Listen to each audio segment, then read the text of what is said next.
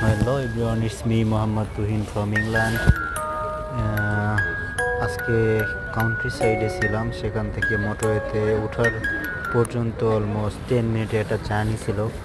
আর এই রাস্তাটা ছিল অসম্ভব সুন্দর, যা কিনা দেখার মতো।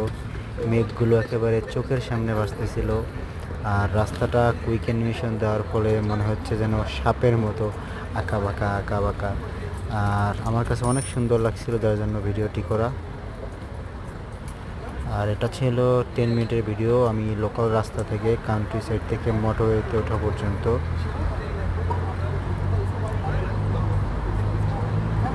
আমি কান্ট্রি সাইড ছেড়ে মোটরওয়েতে উঠে গেলাম।